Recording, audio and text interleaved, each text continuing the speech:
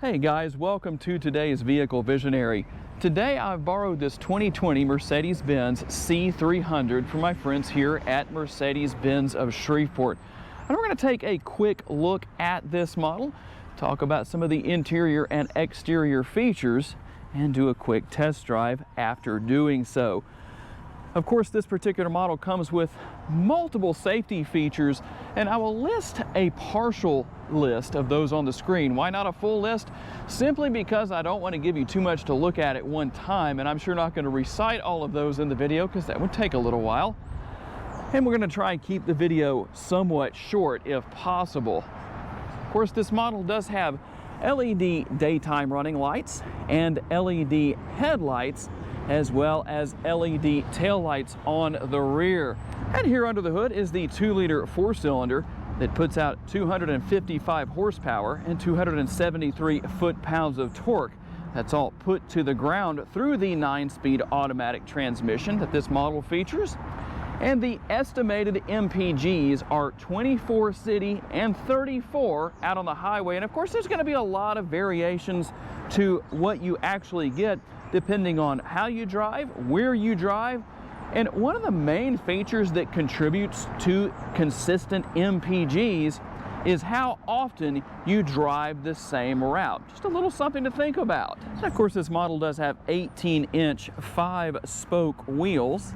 Give you a quick look at that. And of course, here is the remote that the vehicle comes with. And as you can see, it has power folding side view mirrors. Just a quick look around the exterior here. And of course, there are those LED taillights that I mentioned earlier. And we'll take a quick look into the cargo area. That is a power trunk that's going to open by itself. Of course, multiple ways to open that depending on what your desires are. And I'll put the cargo numbers on the screen. If you want to maximize your cargo space, all you have to do is pull back on one or both of these latches right here. And what that's going to do is allow you to hop into the back seat or step up to the back seat. And this allows you to drop the seats themselves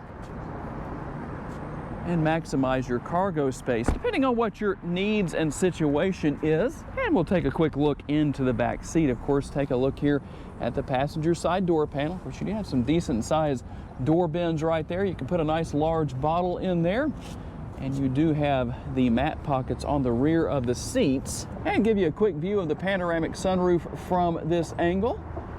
And we'll just hop inside here real fast and show you what you have here. You do have the dual air conditioning vents, and you can pull back on this little compartment right here. And as you can see, you've got dual USB ports and a 12-volt power outlet. And here on the driver's door, here with our interior tour, of course, you can see some of the ambient lighting right there. A little bit hard to see today because of the glare we have from the sun. But you do have seat memory, of course, all the adjustments for your seats right here, and heated seats. And the only difference between the driver and passenger side door, you don't have seat memory over there, but still power and the heated seats. And of course, here on the instrument cluster, we'll take a quick look at that. You've got several different options that you can scroll through. I'm just using the little, what I call mini trackpad on the steering wheel. Of course, these correspond for the dashboard or the center screen. It's a 10.25-inch screen. Not a touch screen in this model, but that's what you have nonetheless. Works effectively regardless. But just so you can see here, one of the big advantages I like about this particular system is that when you change the look of the instrument cluster, everything stays on the screen until you decide you have what you want and you hit the back or home button. And you don't have to go back in and make any more changes by simply getting back into the menu, as is the case with the MBUX system. That is one of the things that I think is a positive about the older system, but I do favor the MBUX. Of course, you do have your paddle shifters here on the steering wheel. And in the interest of fair reporting, there is another model of vehicle that has this same shifter in it. Tell me in the comments if you know what it is. And of course, we'll take a quick look at the screen here with the center screen. I'm going to hit the home button right there. and just show you what is ultimately on the screen. Go over here to vehicle. There are a lot of different things you can do as far as what you can change. Let's see if we can get into that real quick. There we go. Kind of hard to see through this little screen that I'm looking through. But as you can see, you've got dynamic select. You have assistance here, and just to show you one quick little example of what you can do here, you can turn different features on and off. I'm going to go back here. You can go to, say, active brake assist. And if you don't want that on, you can turn that off. You can change it to late. It defaults to medium, or you can go to early, depending on your personal preferences. And of course, consumption, light settings, I talked about that earlier, so there are your different light settings depending on what you want to do with the vehicle. Ambient lighting, of course, you can go in and change that. Vehicle settings, as you can see, quite a few different features here.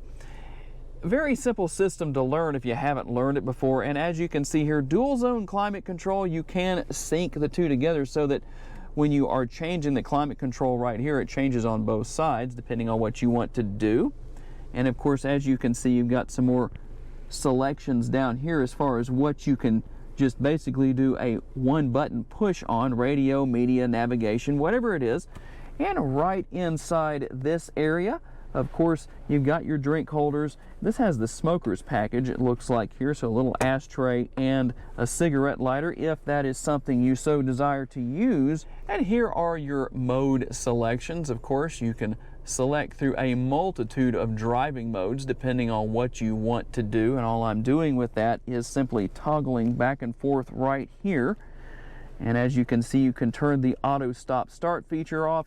And if you ever hop into the vehicle and the screen is off like that, the button to turn it back on or off is what I have my finger on right there.